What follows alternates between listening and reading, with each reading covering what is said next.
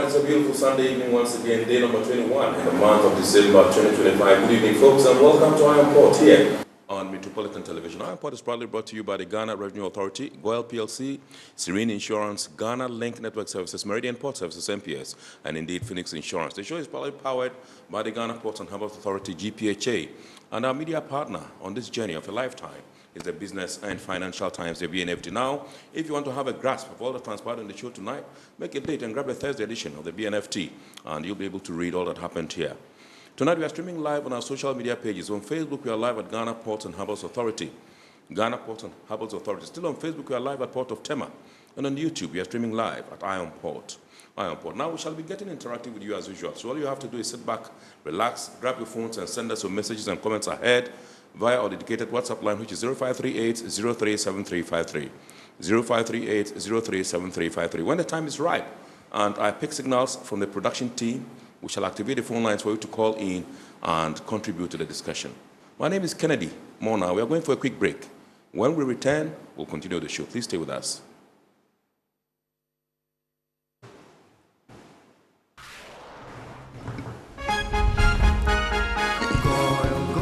Good energy brings you quality choices with Goyle Super XP. Available in many Goyle stations nationwide. It is fortified with special additives that help your engine perform better and use less fuel.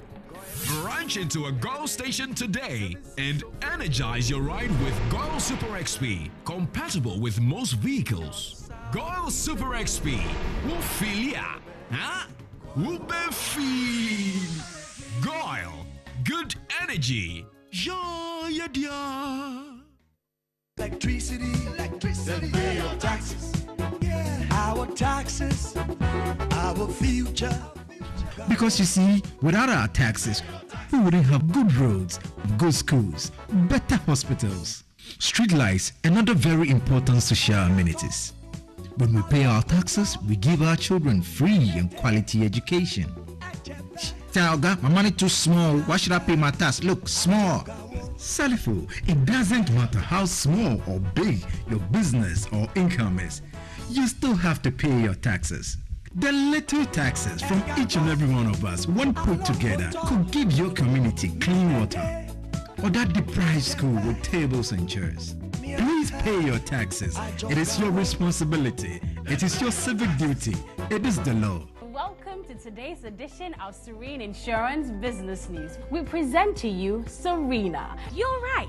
You can complete an entire insurance process for the purchase of any motor and other insurance products, from onboarding to issuing a motor insurance sticker and policy certificate, all on WhatsApp in less than 10 minutes. Serena is simple to use and it prioritizes user ease and flexibility. You can either use voice notes or text to effortlessly issue your instant policy, cross-platform renewals, claims, and also process your payments through mobile money, Visa, and MasterCard. To engage Serena, just search for Serena Insurance on all social media handles and scan the Serena barcode or save her number 0500 517 114 and start chatting her on WhatsApp immediately. There you have it. Serena is not just a tool, it's an innovation by Serene Insurance designed to redefine how motor and travel insurance are accessed and managed. Speed, convenience, and reliability.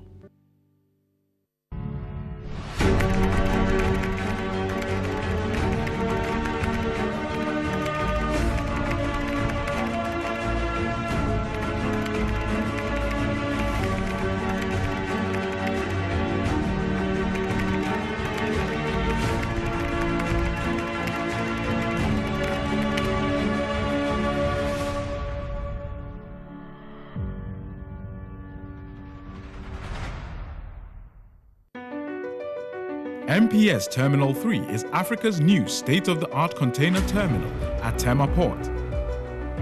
For manufacturers, agro-processors and traders, the new port means business can be done faster. This infrastructure boost will improve Ghana's port handling capacity, connect more trading routes, and oil the engine of growth for the economy, creating greater opportunities across all sectors as Africa's markets merge and become the largest trading bloc globally. MPS, we connect. you thrive.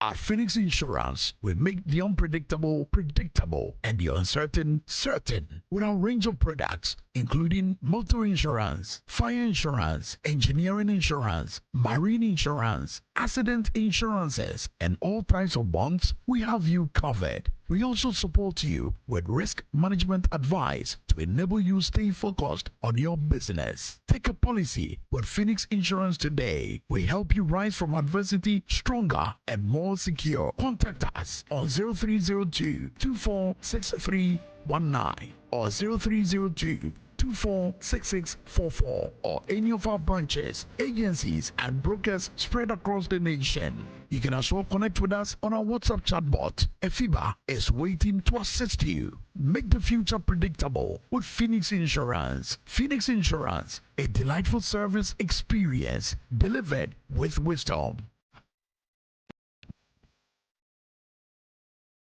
Time for us to take a look at happenings in the port and shipping industry over the last week by way of local stories. Please enjoy.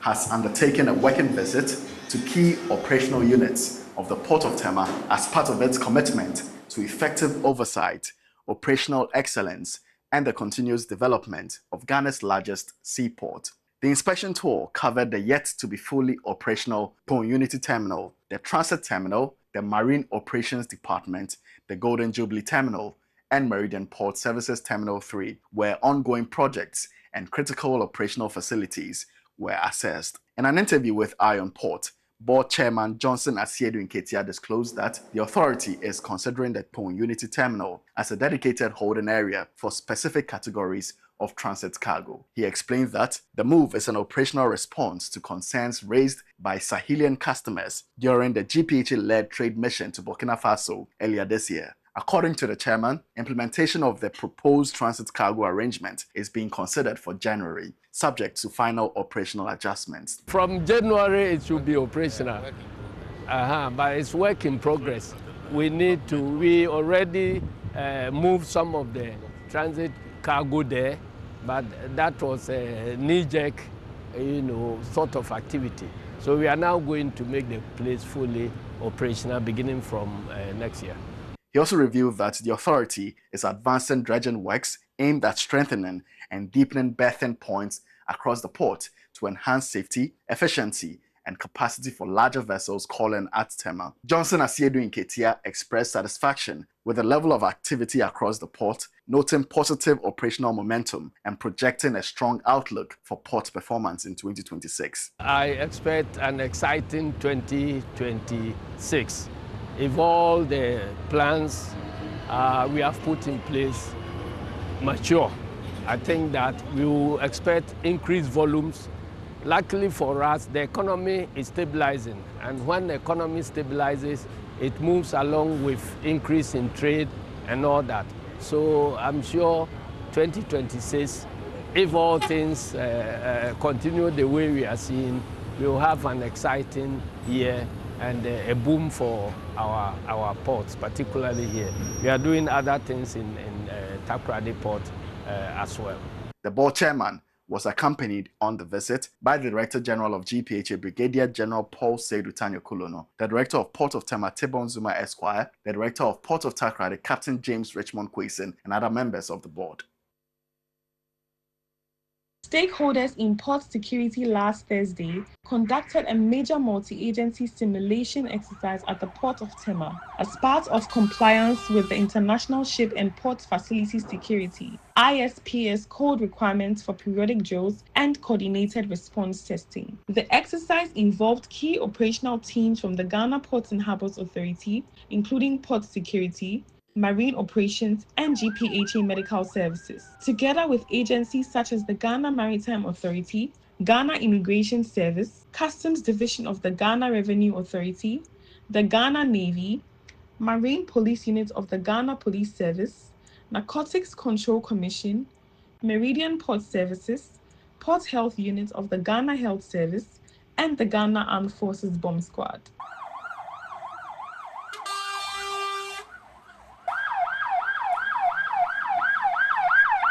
The drill simulated 3 high-risk emergency scenarios with the objective to measure interoperability, response time, and communication efficiency across the various teams. Port Security Manager of Tema Port, Colonel Daniel Atubra Bonda, noted that exercises of this nature enable the security outfits to identify operational gaps early and apply corrective measures, reinforcing continuous improvement across emergency response procedures. I believe the exercise has been generally successful. We have gotten to realize the objectives we set out to achieve at the end of the exercise. We've gotten to know and we have tested the vigilance and competence of all the personnel deployed for our sea patrols. We have tested our communication between our agencies.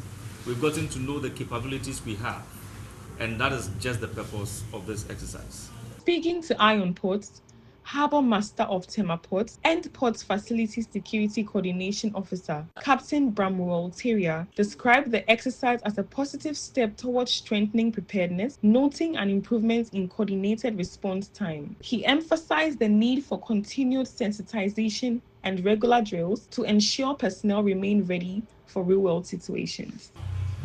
I realized our response time has improved. And then we have the capacity also. GPHA, we have a patrol team, we have crafts or boats we can use in an emergency. Marine police, they are also well equipped, and Ghana Navy. So it's a plus for the port security team.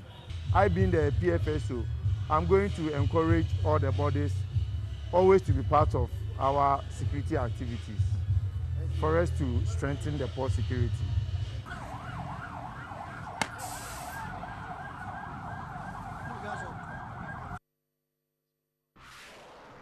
The Ghana Institute of Freight Forwarders has sworn in its newly elected National Executive Council members to steer the affairs of the institute for the next 2 years. The swearing-in follows the election of the executives at the 28th Annual General Meeting of the Institute in Koforidua. Speaking to journalists after the swearing-in, the president of GIF, Stephen Ajokache, said his renewed mandate would be used to improve service delivery, transparency, and accountability across the sector. He reaffirmed his commitment to reforming Ghana's freight forwarding industry, pledging to confront long-standing challenges affecting practitioners and the trading public. We will not say that it's an easy journey, but now that they've given it this second chance to serve for another 2 years, we are going to be very proactive, make sure all issues that are on the table for us, especially this shipping line charges issues, which has been a canker in our industry. Definitely, we're going to break that jinx. The GIF president welcomed the removal of the COVID-19 levy, describing its non-implementation in 2026 as a major relief to industry players. He further appealed to the government to reconsider the 20% duty on electric vehicles, arguing that it runs counter to Ghana's green economy objectives. The COVID levy is a good news because they promised us that when they come into power, they would get this thing off. They call it News as Stars, and we are happy it's been off, so it's going to be implemented in 2026. And we are also pleading to government that the electric vehicles, they should look at the rates again. Vice President of GIF, Nana Isiama Pipra I, described the renewed mandate as both an honor and a responsibility. He projected increased cargo volumes in 2026 and stressed the need to improve systems, infrastructure, and stronger collaboration with stakeholders. We foresee more development coming. We foresee more shipment, movement of cargo in and out. That becomes a challenge for us to be able to do more to make sure that cargo movement are done the right way.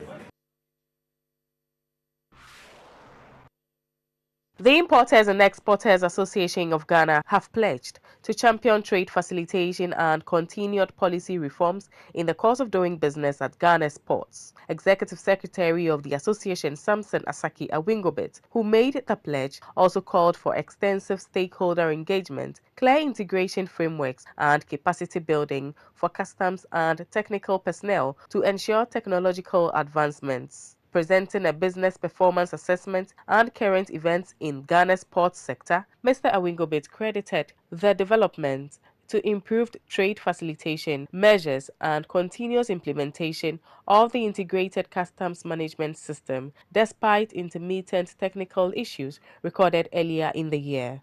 Samson Awingobet noted that operational reforms, including 24-hour terminal operations, have improved cargo handling capacity and throughput, making Tema Port more competitive as a regional hub.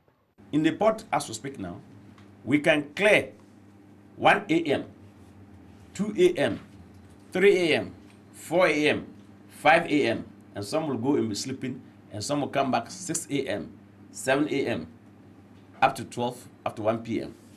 That is how we now work. We work all around. Gone are the days that they will say that agent will say that we've gone to Golden Jubilee after 5 and they said they have closed. No. So the port is now working 24 hours and the security is top notch. Security is top notch at the port. So, Mr. President, the association acknowledged improvements in the business climate, citing the relative stability of the Ghanaian cedi, reduced inflation and interest rates as factors contributing to a more predictable environment for traders. On fiscal measures, the IEAG welcomed the removal of the 1% COVID-19 health levy and adjustments to the value-added tax regime under the 2026 reforms, describing them as measures that would ease the cost burden on traders while supporting business recovery. These gains, the gains reduce foreign exchange costs for importers, particularly those reliant on USD for freight and port charges, and they signal improved macroeconomic management. Inflation and interest rate trend. Headlines inflation has shown sharp drop over the course of the year, with recent data indicating a significant drop to around 6.5% to 8%.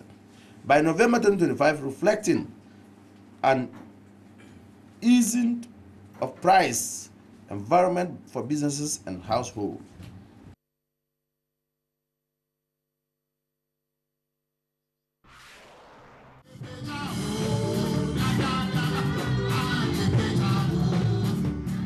The Tema collection of the Customs Division of Ghana Revenue Authorities GRA has held an end-of-year Thanksgiving service to mark the successful conclusion of the year's operation. The service, held at the forecourt of the collection unit, popularly known as the Long Room, brought together management, staff, and key stakeholders to give thanks to God for His guidance, protection, and mercies throughout the year. The event was led by the Tema Sector Commander, who headed a delegation of management and staff of the authority. Several external partners and collaborating institutions were also in attendance, underscoring the strong working relationships within the port community.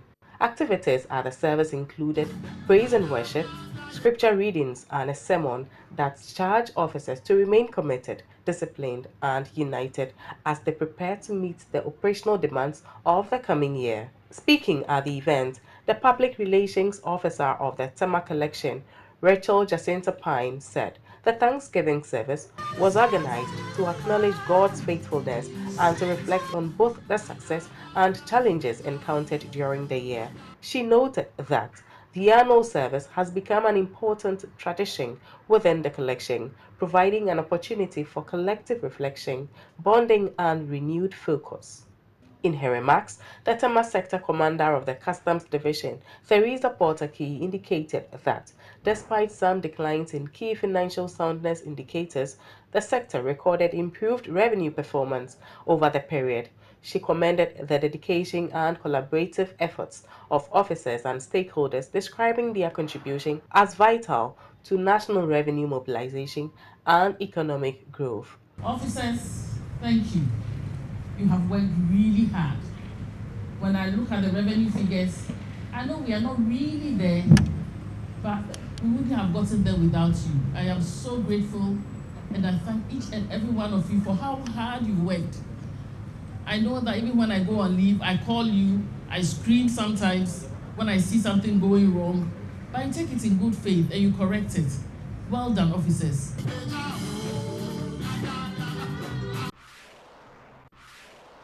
The Tema branch of the Ghana Chamber of Commerce and Industry has held an awards and dinner night to honor its members and stakeholders for their dedication and contributions throughout the year 2025. Held under the theme Celebrating Excellence, Showing Gratitude, and Inspiring Growth, the event brought together key players from the business and industrial sectors to reflect on the year's achievements and strengthen partnerships. Addressing participants, the second Vice National President of the Chamber, Alexander Bogni Bewong, expressed optimism about the prospects for 2026, describing it as a promising year for businesses. He reaffirmed the Chamber's commitments to positioning Tema as a major business hub and appealed to the Mayor of Tema to intensify support for businesses to enable them to thrive. Going forward, 2026, we're going to have fruitful engagement further to make our businesses better, and then the taxes that are going down, the 24-hour economy, we want Tema people to take advantage of all that. So we want to continue to make Tema a business hub, and we know that the mayor is going to help us achieve that. The mayor of Tema, Ebby Bright, assured stakeholders that measures are underway to provide a more sustainable power supply for industries operating within the metropolis. She also disclosed that the assembly is actively working to improve road networks, street lighting, and water supply to create a more enabling environment for businesses. She further outlined plans to make Tema an efficient and business-friendly metropolis and urged industries to deepen their corporate social responsibility efforts, particularly in supporting community development initiatives. But please be assured, my office is working around the clock with the relevant ministries, agencies, and utility providers to deliver lasting solutions. The transformation of Tema requires urgent, coordinated action, and I'm personally committed to ensuring that the critical infrastructure that supports the industry is strengthened. Your concerns are my concerns, and together we'll make Tema a more efficient and business-friendly metropolis. As we look ahead, the government's 24-hour economy initiative, as you mentioned earlier, presents a major opportunity to expand production, create jobs, reduce congestion, and position Tema as a heartbeat of Ghana's round-the-clock industrial activity. Some organizations, including the Ghana Ports and Harbours Authority, were recognized on the night for their outstanding partnership and support of the Chamber's activities.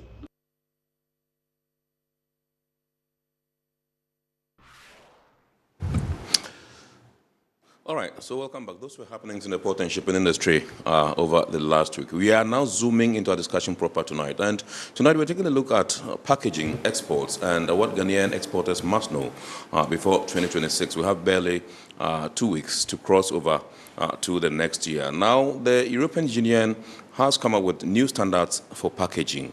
Now, these new standards came about as a result of the adoption of a new law by the EU in 2024, and which law was supposed to come into effect between 2025 and 2026. So we want to decode this particular new law and the standards that the EU has come up with, and what Ghanaian exporters must know so that they can be in readiness, to comply, so that they can have their businesses running smoothly. So with us in the studios tonight, we have an expert in the person of Dr. Abnat Safwa Osei, who is a consultant with expertise in guiding micro, small, and medium enterprises, MSMEs, in standards compliance. Good evening, ma'am, and welcome to Iron Port. Thank you very much. We are deeply grateful to have you.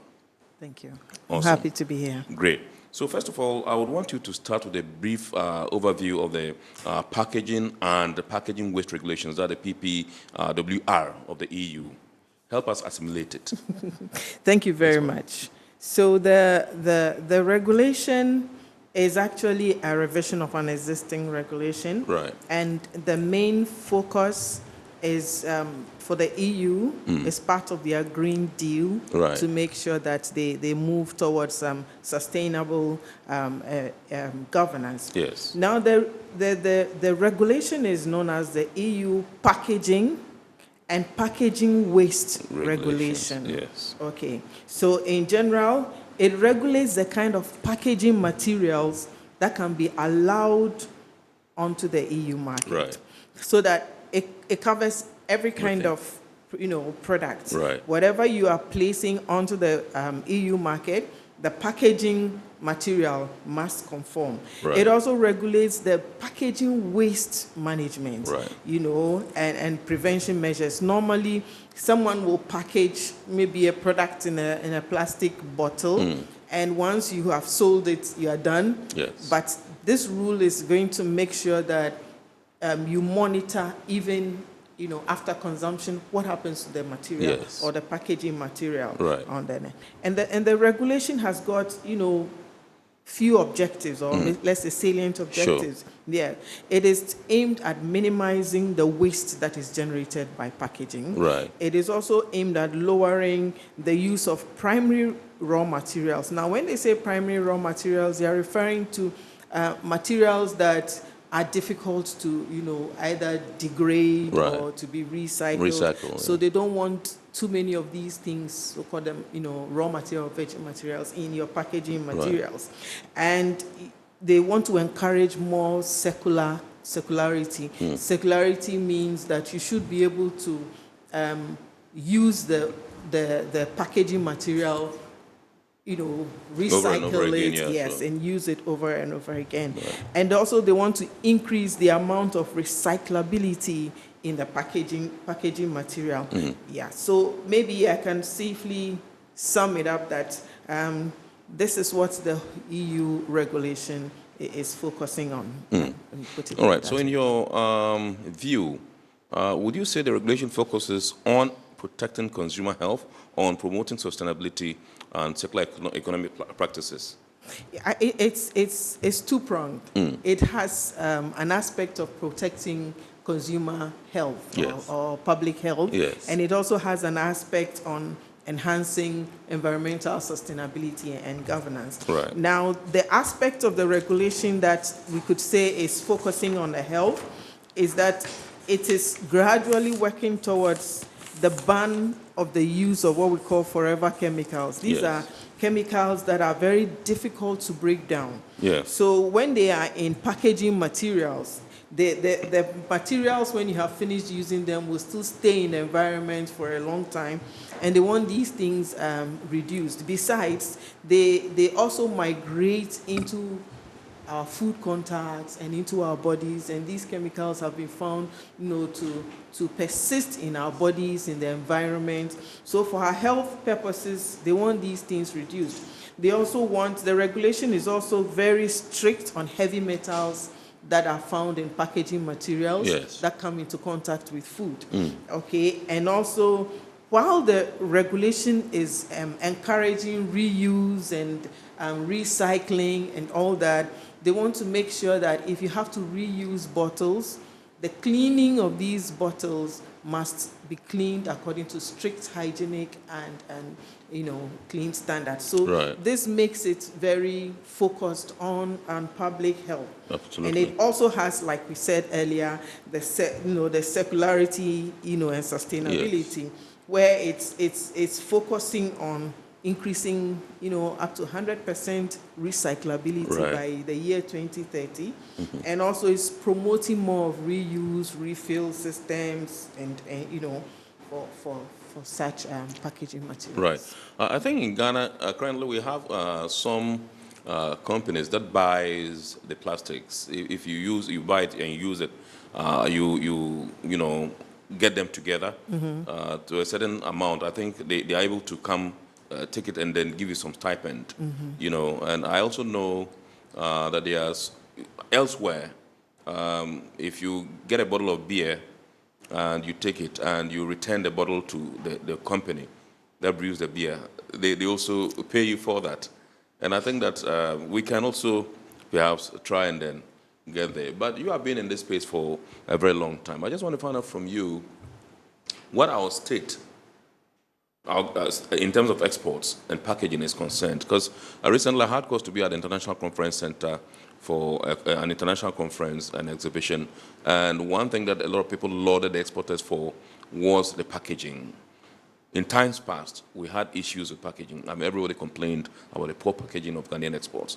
Now, I think that we are getting there. What's your assessment of the performance of our exporters in terms of packaging?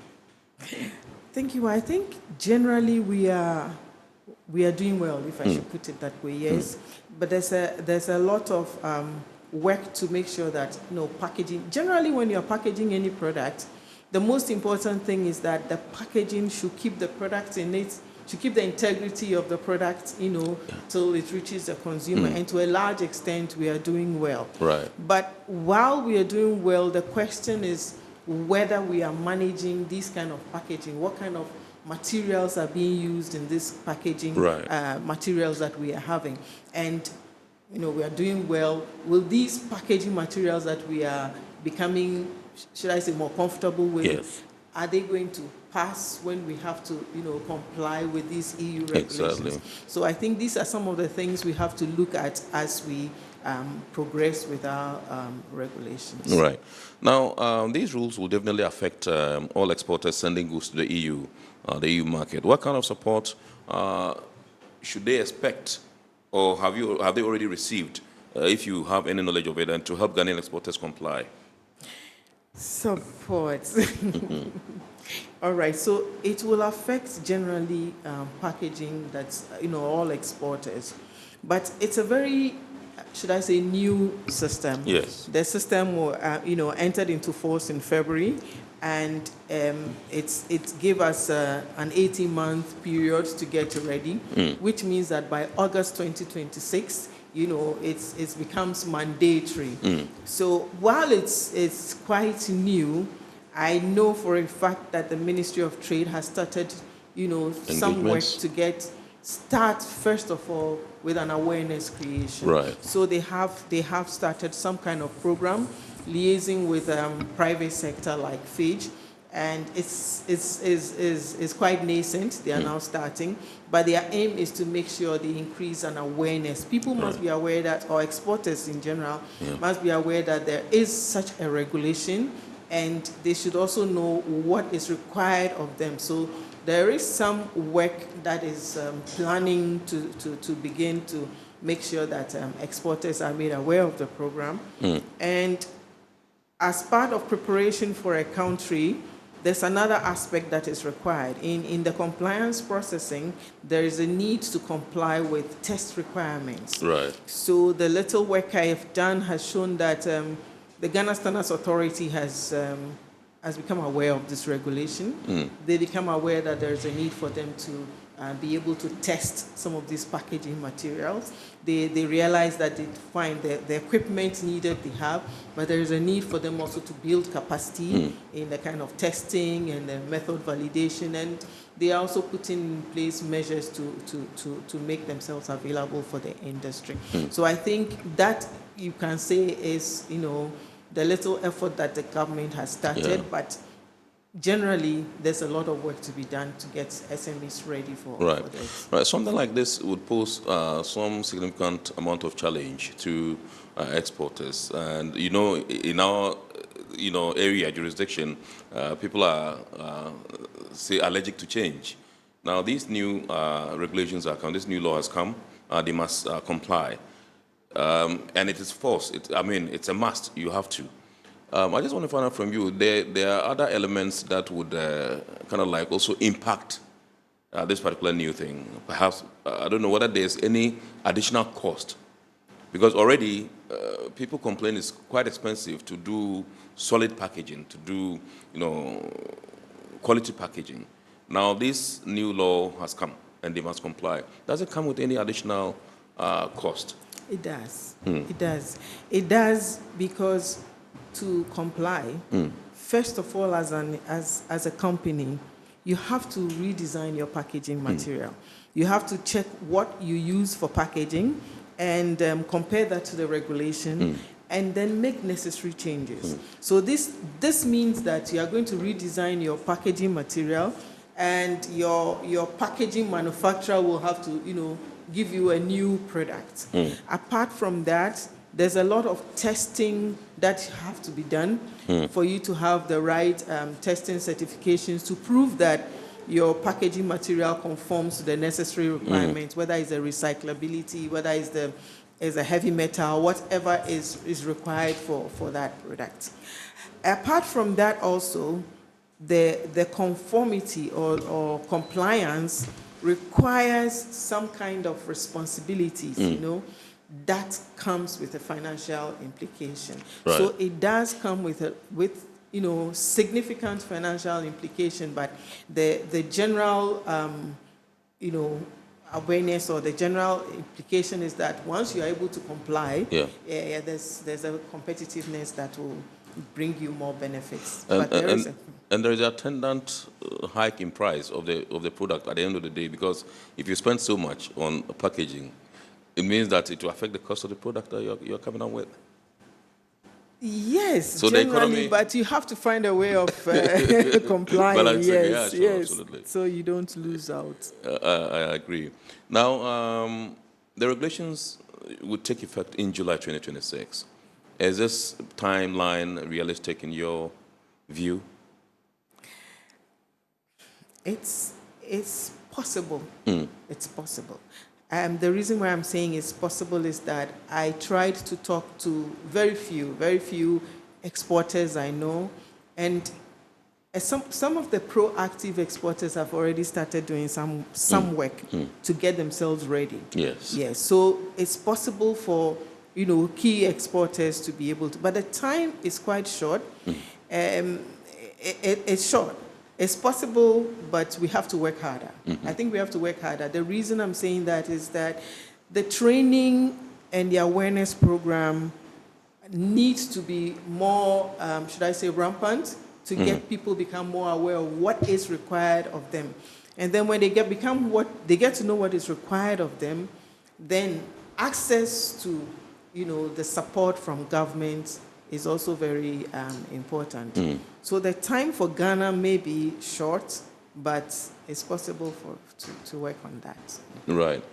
Now, I'm just being a bit curious. Will the EU be able to lend some support, sort of, to the exporters to cushion them in order to help them to comply? You mean the EU will support as in funding? Exactly, yes. The EU, I know... Is there a window that exporters can explore with the EU to seek funding to help them to comply with this new... I know that the Ministry of Trade has plans to work with the EU for the capacity or the training or the awareness program. That's about the support that I know for now. Awareness creation yes, for now. But given that it's still a new program, we can't, you know, put a blanket and say it's nothing or something. Okay. Yeah.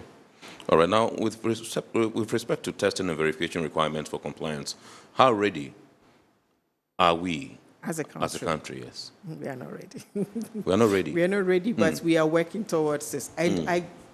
We cannot be ready by August.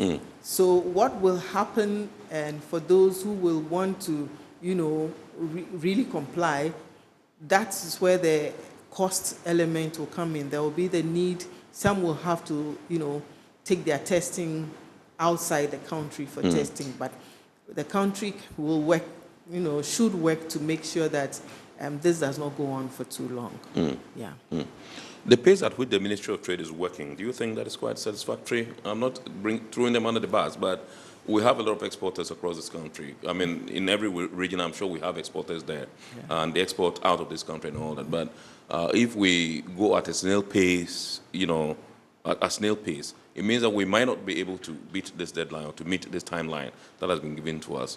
What are some of the things that we can do in order to speed up so that we get this, as it were, sensitization, you know, across the country very quickly, to whip them in line and get them to understand and appreciate the fact that this is something that has come from the EU that you must comply with, and without which you cannot export to the EU market?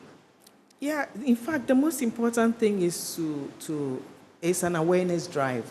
And awareness drive means that you're not going to use just one method of bringing everybody in a one room, in a workshop. There's so many ways of disseminating this kind of information, Right. you know, using social media, using training programs, and the training programs will also have to be decentralized. Right. So if they are decentralized, we can have quite a number of programs run across the country at a go. So that is one way that you can go. But another point to note is that quite a good number of our SMEs also have a process of, should I say, business to business. They most of the time have a business alliance in the EU that they work with. Yeah. And so for those kind of relationships, like I said earlier, they've already started, you know, their homework. Yes. and they are getting themselves ready.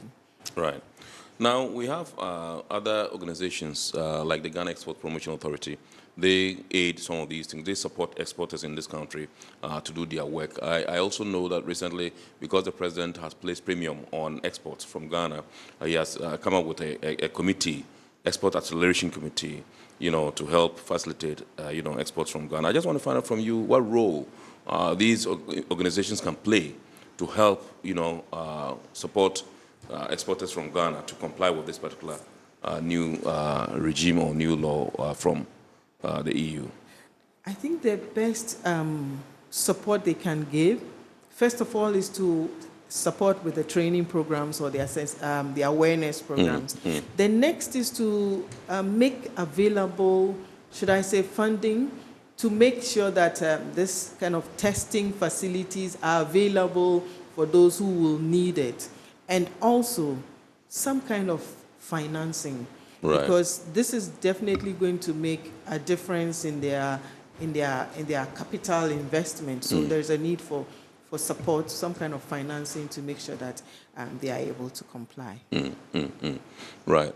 Okay, so in terms of the results for testing, are you aware whether the EU is able to accept third-party results from maybe internationally accredited laboratories outside of Europe, or whether testing must be done strictly in EU-based facilities?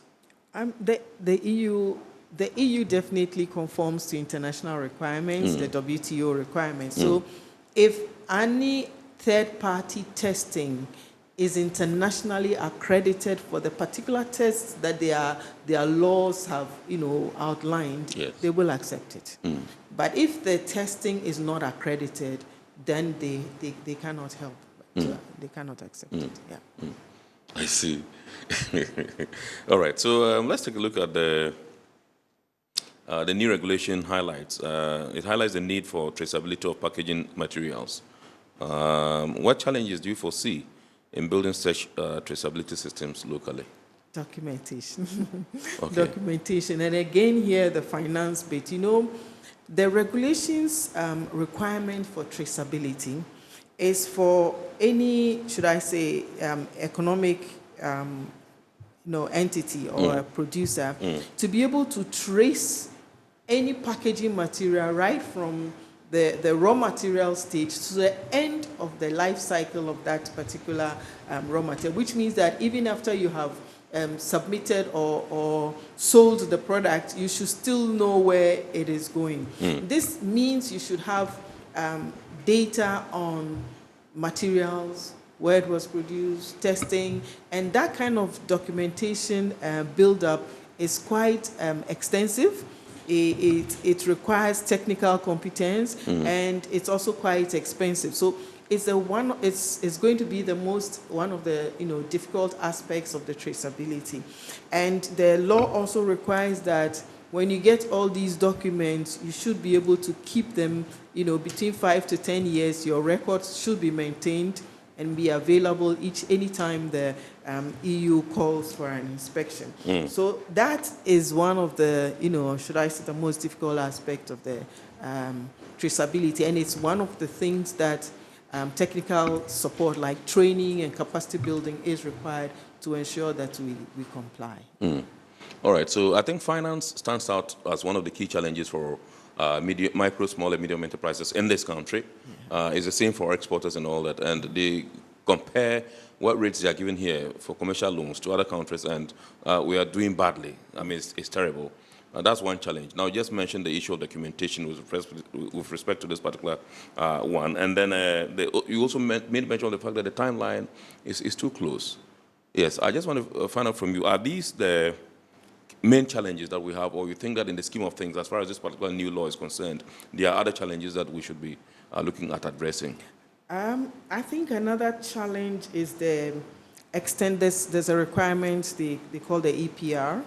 Yes, so that is the extended producer responsibility. Okay. Yes, that is also another challenge. And also the declaration of conformity processing, the kind of registration it requires, the kind of, like, again, the documentation that you have to put in place. Yes. And these also come with funding again, because to establish your EPR, you must be registered in an EU system, you must be able to pay regular relevant fees. And even if you are not doing it and you are dealing with a business entity in Europe who is going to go through all these on your behalf, it would somehow still, come back to you to pay. So I think that's another aspect of the regulation that will really, come back to us. There's a EPR requirement. All right. So the other challenge that we may foresee, if you agree with me, would be the issue of fluidity in terms of the flow. The issue of fluidity. Okay. In terms of exporters accessing certification, once they meet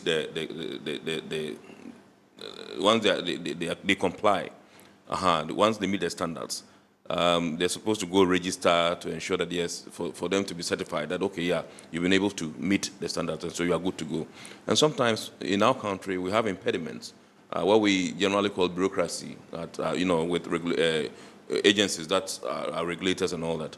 Do you foresee something like that happening? And how can we forestall some of these occurrences? Because the timeline, like you said, is really very short. And so if somebody has pumped in a lot of money to be able to comply, and if they're seeking maybe just a signature or a certificate to giving the green light to go, and it's being delayed here and there, and all those stuff, it doesn't make sense.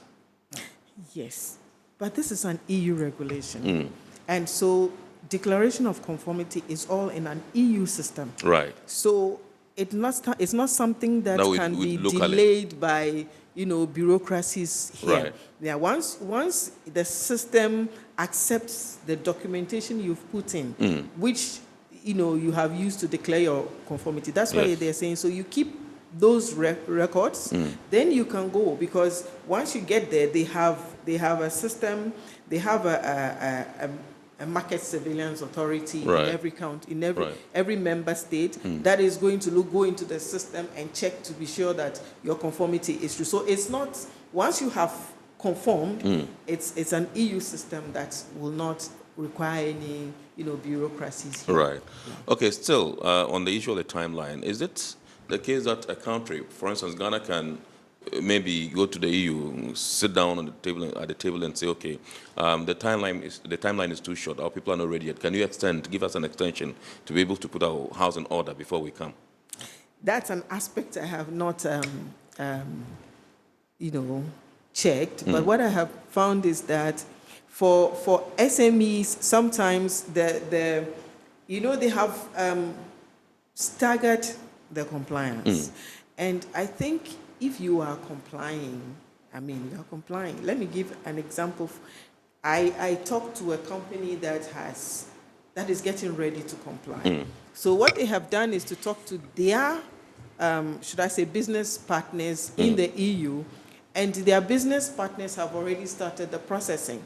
Yes. Now this means that they are changing their packaging material step by step, reducing the, raw plastic content and all that. Yes. So I think that as a country, yes, we may go to EU and, say bargain for a longer time, but generally it's time, and the law applies to everyone. So we should rather work at, complying since it's doable. Okay, so another issue would be like you just mentioned, the packaging materials. Accessing packaging materials may pose a challenge to our people because it's a new thing that's coming up. How can we surmount this, hurdle? Accessing Packaging materials. That is one of the big hurdles that we have. Mm. The few companies I've spoken to have tried reaching out to manufacturers outside the country. Right. Which is already, bringing, in a cost, because they are saying, you cannot wait, the package, if you look for those in country, it takes a long time for them to be able to deliver. Yes. So already they've started looking outside for the designing of their new material. Right. So I think if we want the access of packaging material to move, should I say, in tandem with our efforts, then it's important to identify our packaging material companies and support them. Here, I'd like to add that Ghana as a country has not been, should I say, silent on green, financing, green economy. Yes. The country is making efforts to green our practices. We have, for example, a green finance document that encourages countries or companies to go more green, to be more sustainable, and which offers, some kind of green financing. Yes. So I think this is an opportunity for us as a country Yes. to implement some of these policies we already have, Yes. so that while we are helping SMEs to comply, we as a country also will leverage, on our green economy processes. Yes. Doc, let's gauge our awareness level. I mean, it does appear that some organizations or companies, so to speak, are not aware of this particular new directive from the EU. Yes. And we see a window of opportunity for companies to invest in these packaging materials, because once we have Ghanaian companies investing and perhaps taking it up and injecting some money into acquiring or accessing these packaging materials, they would rather, feed the exporters here in this country, so that stress of accessing directly from the outside market would be taken away from them. What do you think? Yes, it's an excellent opportunity, yes. And it is, what you're saying is very correct. But I come back to the problems that exporters, encounter when they have to rely on local manufacturers. What happens is that most of the time, our packaging material manufacturers, they are not that many. Right. So when everybody is running to, these few people to supply, then like the one person says that it takes so long for you to get your packaging material. Yes. And your clients can't be waiting whilst you wait. So in the beginning, there is going to be, some will import, some will, but we have to work faster to bridge the gap. Absolutely. All right. So this is our report here on Metro TV. Tonight we're taking a look at EU packaging standards and the new law that the EU has brought in terms of, packaging standards, and why Ghanaian exporters must be ready and learn about this particular new directive from the EU before 2026, so that they can comply. It's coming into effect in July 2026, and like if you monitor the discussion, Doc is saying that, look, the timeline is quite short, and so time is not really our friend as a country as far as export packaging in this country is concerned. And so that's what we're discussing tonight. With us in the studios, Dr. Abna Safwa Osei. She's a consultant with expertise in guiding micro, small and medium enterprises in standards compliance here in Ghana. Let's go for a quick break. When we return, we probably would activate the phone lines for you to call in, and we shall also share your messages with the rest of the world and proffer some, and get some doc to give us to proffer some solutions and answer your questions. Please stay with us.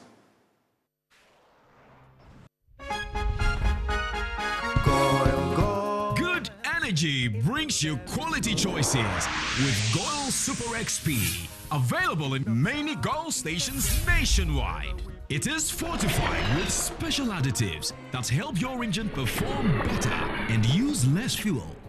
Branch into a GOIL station today and energize your ride with GOIL Super XP, compatible with most vehicles. GOIL Super XP will feel ya, huh? Will be feel. GOIL, good energy. Yeah, yeah, yeah. Electricity, then pay your taxes. Our taxes, our future. Because you see, without our taxes, we wouldn't have good roads, good schools, better hospitals, street lights, and other very important social amenities. When we pay our taxes, we give our children free and quality education. Talga, my money too small. Why should I pay my tax? Look, small.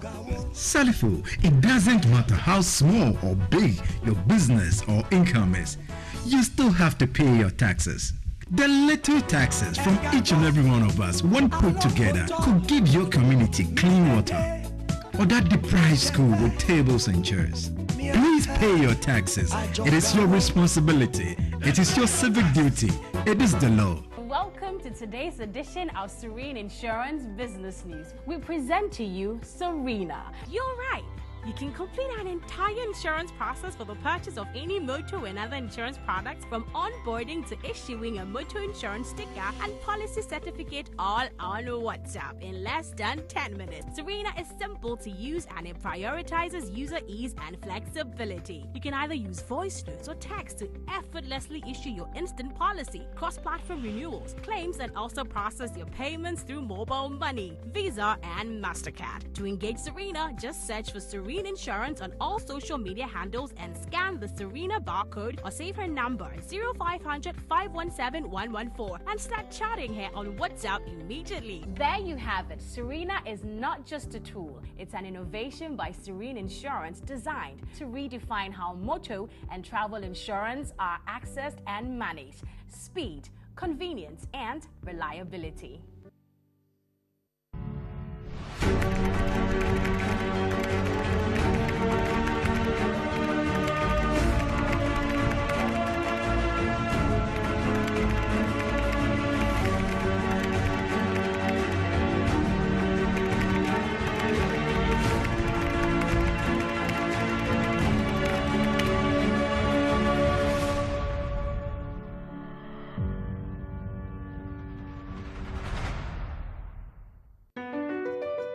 MPS Terminal 3 is Africa's new state-of-the-art container terminal at Tema Port.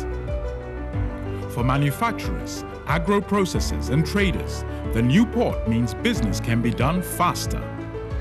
This infrastructure boost will improve Ghana's port handling capacity, connect more trading routes, and oil the engine of growth for the economy, creating greater opportunities across all sectors as Africa's markets merge and become the largest trading bloc globally. MPS, we connect, you thrive. At Phoenix Insurance, we make the unpredictable predictable and the uncertain certain with our range of products, including motor insurance, fire insurance, engineering insurance, marine insurance, accident insurances, and all types of bonds. We have you covered. We also support you with risk management advice to enable you stay focused on your business. Take a policy with Phoenix Insurance today. We help you rise from adversity stronger and more secure. Contact us on 0302 246319 or 0302 246644 or any of our branches, agencies, and brokers spread across the nation. You can as well connect with us on our WhatsApp chatbot. Efiba is waiting to assist you. Make the future predictable with Phoenix Insurance. Phoenix Insurance, a delightful service experience delivered with wisdom. All right, welcome back. This is Iron Port here on Metro TV. Tonight we're taking a look at export packaging in our country. That's packaging standards for exports, coming on the heels of a new law by the European Union, which law is supposed to take effect in July 2026.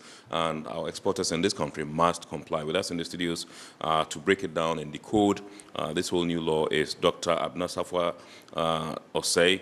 She's a consultant with expertise in guiding micro, small, and medium enterprises in standards compliance. Now, Doc, let's... I've been told that we can activate the phone lines now, so the number to dial is right on your screen, 0245834980, 0245834980. We shall soon also come your way with the messages that you've sent so that we can get some responses from Doc for you. But for now, Doc, let's do in studio, and let me find out from you, this EPR, that's an extended producer responsibility, I think you mentioned. I think that you would want to dilate a bit more on it and get us to appreciate it better. Thank you very much. Yes, I just want to outline, because it's one of the key, should I say, aspects of this regulation. Yes. So the principles include, one, your financial responsibility. Right. And this is why I was saying earlier that it will come with some kind of financial burden, because you must first of all pay a fee, and this fee is going to cover waste management of your packaging material, right. and it will also make sure that if there's any local government requirements, yes. it will cover. And if your fee does not cover the full management of the waste, you will still have to bear the extra cost. Right. So that is a financial responsibility. And it is important to also know that this means that you are responsible for the complete life cycle of your packaging material. Right. So and this should advise on to companies the kind of packaging material that you are using, because if you are using single use or packaging materials with raw materials that are difficult to degrade, you have a lot more work to do. And also it means that your packaging material, you are responsible for the standardization of your packaging materials and the labeling, right. that comes on it. So these are some of the things that is important to make companies more aware of as we move on. Right. Let's take a look at compliance, monitoring, so to speak, monitoring compliance. How will the EU do this once your products arrive in their market? Okay, so we mentioned this earlier. In every EU country, they have a market surveillance authority, yes. who is going to make sure that, so when you declare conformity, it's in a system, the registration is in a system. So once you get to the country, they compare to their system and they know that, okay, you have declared conformity. So the product goes. But there will be surveillance. That is the reason why all the documentation that you have kept, you should keep them between 5 to 10 years so that they can come anytime to, cross-check some of these. Okay. All right. Let's do some messages now. John Insia from Tantra Hill says, I would like to know if there will be a national roadmap or timeline to guide exporters step by step towards compliance before 2026. Thank you very much. I do know that in a study that has been conducted quite recently by Collier, the report has got a roadmap that is yet to be submitted, to the government for implementation. And in addition, I can also, confidently say that the Ministry of Trade is working on developing a plan for compliance. So we can safely say yes. Okay. All right. I'm glad the program is highlighting labeling requirements. Many exporters overlook this, yet it's one of the easiest ways to fall foul of EU rules. This one is from Margaret in Tema. Is that right? Yes, and especially for this particular regulation, the labeling of your packaging is going to demand more. Besides labeling what what is in the product, the regulation is expecting what they call a physical labeling requirement and a digital, labeling requirement. So I should be able to use my phone and scan a QR code that should tell me all the materials, that went into the production of this packaging material. And also, I should have physical labeling that should tell me how to dispose of it, the recyclability. So these are all part of the rules. So yes, labeling is very key generally, but in this regulation, there's added labeling requirements. Yeah. Okay, sure. Thank you, Doc. How can Ghanaian SMEs realistically transition to recyclable or reuse packaging without significantly increasing their production costs? That's very difficult. Eno in Mamobi sent in that one. Yes. And she continues.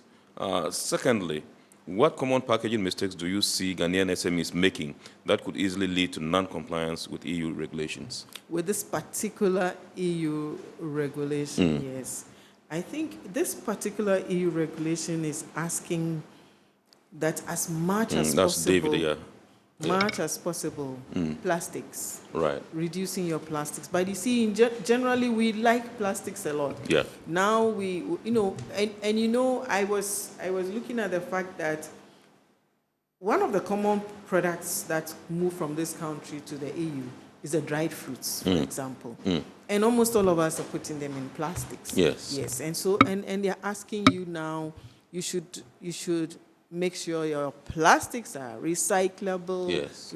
Keep reducing the raw plastic. This is going to be one of our big, issues. And this is something I think that we should work towards as a country, because if you cannot leave it on the SMEs alone, there should be, a concerted effort to make sure as much as possible we are reducing plastics. And also, we also have a lot of packaging plastics with sometimes some of them are even paper, but they've been lined with some thin plastic, and these linings usually have some of these forever chemicals that we are talking about. So the main problem we have is plastics, and making sure that these plastics do not have migrating chemicals. Yes. And how can we help them?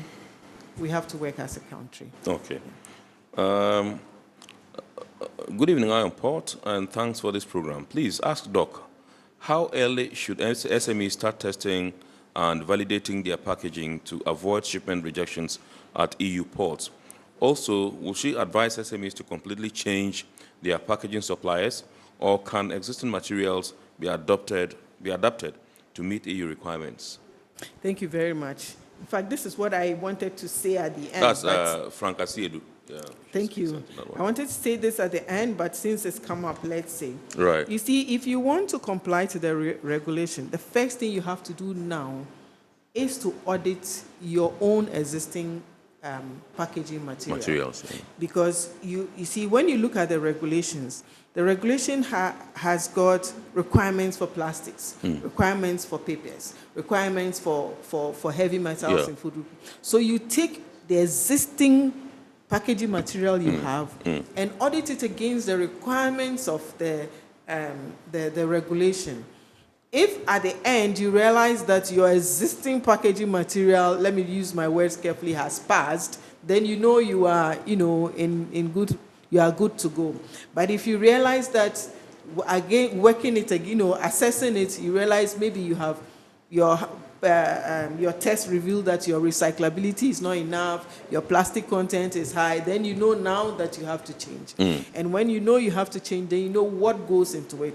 Then this is when you begin to, what they say, begin to design a new packaging. So you cannot just get up and say my packaging material is wrong, then I change. You have to first of all assess it against the requirements, step by step.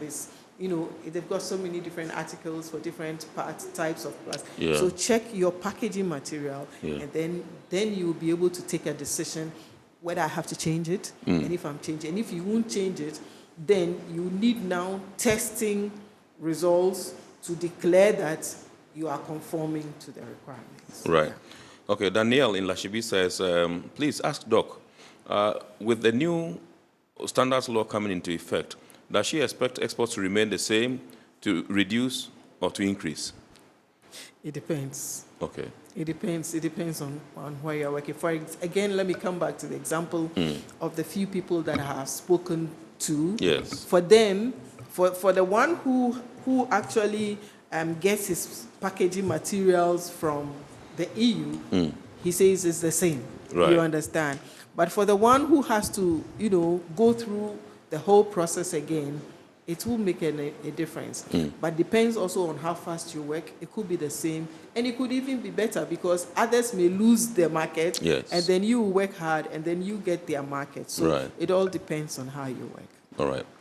I'll come back to the message, but let me come to you in studio, Doc, and find out from you. In all of this, what role does the exporter himself or herself have to play in order to aid Ghana meet the timeline of July 2026? I think the exporter himself has to be proactive. Yes, because I was happy when I called, a few exporters and realized that, yes, they have already started their work. But then others, for most of the people, that, I could talk to, it's quite new. The exporter himself should be proactive, understand the requirements of the standard as quickly as possible, and begin to assess what do I have to do and start making, let's not just wait for government to say we are waiting for government to give us we are waiting. We have to be proactive. I think that's very important. In terms of getting more education on this particular new law or new standards, what should they do? Where should they go? Where should they go to? This is where the Ministry of Trade is trying to work. They're trying to work together with FAGE and the different private sector organizations to go to the industry, because for now you don't know where to go. But when the training, should I say, is coming to you, then you will be able to, because we can't say go to this A or B or C. Everything is new, and we are all working together. So we are expecting that, after the holidays, the training and the awareness should disseminate, apart from FAGE, is there any other organization that the ministry is working with? Because we have the Importers and Exporters Association and all that. They gave a list. And I just want to, stay with FAGE. But they have a list of, should I say, people they are working with. It even includes the EU Chamber of Commerce. But let them roll the work out first. Okay, right. Good evening, Ken. Please ask your guest, how can SMEs turn compliance with EU packaging standards into a competitive advantage rather than a burden, and what practical tools or resources would you recommend SMEs to use to assess whatever their current packaging meets EU standards, whether their current packaging meets EU standards? Thank you very much. Assessing the existing, it begins from knowing what the chemical requirements or the report or the testing, should I say, certificate of the packaging material you have. Most of the time we do not know. We just buy these people, but it begins from knowing what it is. So now this is the time to demand some of these certifications. Right. Some companies add it to, the packaging material. Those who, are standards, compliant, they add it. So I think the first thing is to know what is in my packaging material.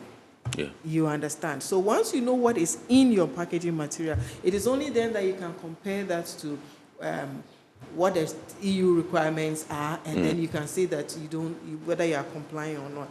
And I think to a large extent, unfortunately, they will need guidance. Yes, they really will need, because these things they will need guidance. And this is where we are hoping that the ministry will come in with that kind of, technical support, because you cannot just take it and say, I comply. You have to look at some of the regulations and all its articles to be sure.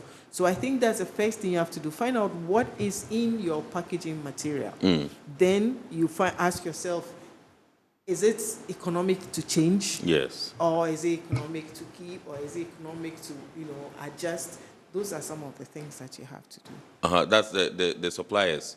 Are you talking about this? Because I wanted to come back to somebody asked the question whether they should change their packaging suppliers completely, or they should go ahead with them. But don't you think that the time is now for them to call them and say, okay, things are going to change.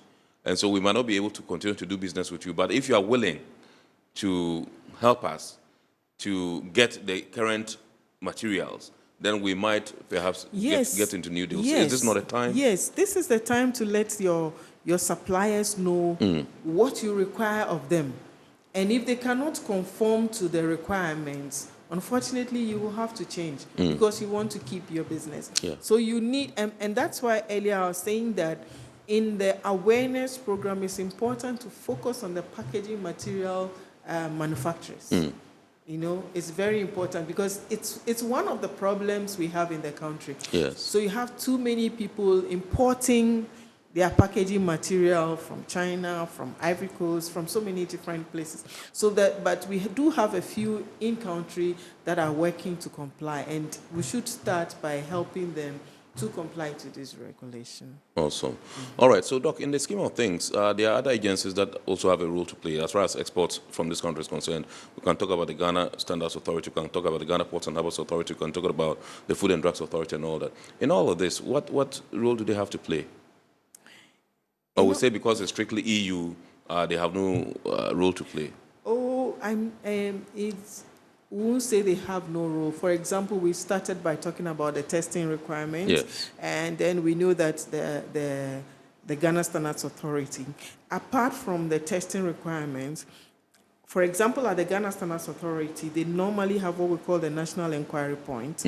At the National Inquiry Point, whenever you want to go to another country, or even when there are such new regulations, WTO requires that you inform other countries. Right. So at Ghana Standards Authority National Inquiry Point, you should be able to be informed of the fact that this regulation has come. It requires you to change this. Yeah. It requires you to change. So they have that role, that role to play. And sometimes some of these packaging and managing the waste and yes. everything, it all goes into play. In fact, when you look at the EPR, it includes managing your transportation and all that. So this is where the ports and harbors and all of them come in. If I have gone through so much to put, to get my packaging compliant, you should also play the role of keeping the integrity until Absolutely. it arrives at its destination. So some of these things, yes, we'll have to make sure everybody plays his role. Absolutely. Awesome. All right, for small and medium-scale exporters with limited capital, what are the most critical packaging changes they should prioritize now? They should prioritize now to meet EU standards before 2026. Nanajwa is an exporter. She sent in this. Thank you very much. Unfortunately, it's important to make sure that you prioritize the packaging. In fact, maybe the packaging material that I will say directly comes into contact with the product. As we talk, we are thinking a lot more on food, but this covers everything. Okay, so the packaging, the rule covers the packaging material that comes into the food, even the bulk packaging and everything. So for an SME, I think you cannot pick and choose. Once you are packaging your products, your packaging material in totality should be assessed to comply. You cannot pick and choose, unfortunately. Yeah. We indicated earlier that one of the challenges that the Ghanaian exporter faces is financing. Now, this is going to alluded to the fact that this is going to come along with additional, costs and all that. What should SMEs be doing? SMEs that are into exports, what should they be doing to be able to get the necessary financial wherewithal so that it doesn't, as it were, disrupt their operations because of this new law that has come into effect? Are there any places you want to suggest to them where they can fall on for funding? Yes. I think this is a very new regulation, and its implementation is all new. I believe that once the implementation rolls out, the Ministry of Trade is aware, how they are working to make sure that we keep export. I think that plans or other avenues of, there are other, should I say, financing opportunities, like I said earlier, the green financing and all that are available. It might be, you know, we could be accessing some of these opportunities that we've closed our eye on for a long time. But I think it's quite new. So let's give time and see what can be helped to financing, because financing is a critical issue. I know, like we said earlier, there are companies that are not aware, or investors that are not aware of this new directive, and a serious company that's aware of this directive would want to go into the law, look at it, and see what opportunities are there. For instance, one that stands out is the issue of packaging materials access. And if they can be, like I said, they can be in touch with those that are manufacturing these ones, they can bring it in and then feed the exporters locally. That's fine. Don't you think it's time for the ministry, so to speak, to sell this idea, to identify, let's say, 5, 10 companies, say, come, let's sit down, let's look at this thing. There's this opportunity here for you. You'll be supporting Ghanaian exporters and also making some money out of it. Let's look at it. Let's study the law, and we can. Somebody can say, okay, I'm going into this area. I'm going to, because once you look at it, you realize that there are opportunities therein. Yeah, sure. Yeah, I agree with you, but again, I come back to the point that we cannot plan all only on the exporters. You understand? That is why I mentioned earlier that as a country, we also do have, you know, a focus on greening economy. Right. I think we should rather take this as an opportunity to encourage more of us, even for the local market, because think of the fact that this regulation is two-pronged. It's looking at public health and it's looking at, you know, environmental sustainability as well. So if we permeate it into some aspects of it into our system, then when you are someone, a manufacturer to invest, the person is not investing only for the exporters, but there will be an overflow, you know, also into the country. I think that we should, and like again, like I said earlier, this is an opportunity for us to leverage on our green financing advantages in the country. Absolutely. All right, there's this question. I think I didn't put it up. Whether you think lessons from other value chains, such as cocoa traceability, you know, can be applied to agri-food or other export sectors?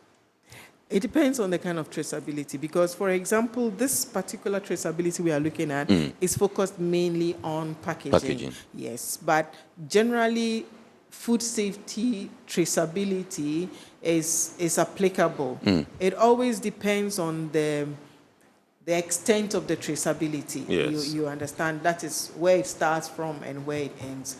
And cocoa is very peculiar, but in Ghana, the cocoa traceability system is very matured, and while we can learn lessons from it, it's quite matured and complex. Yes, and we can learn lessons, but we will not take the full gamut. Right. Yes, from it. Awesome. All right, so I would want you to perhaps give a word, your final words, to everybody that's concerned as far as this particular thing is concerned.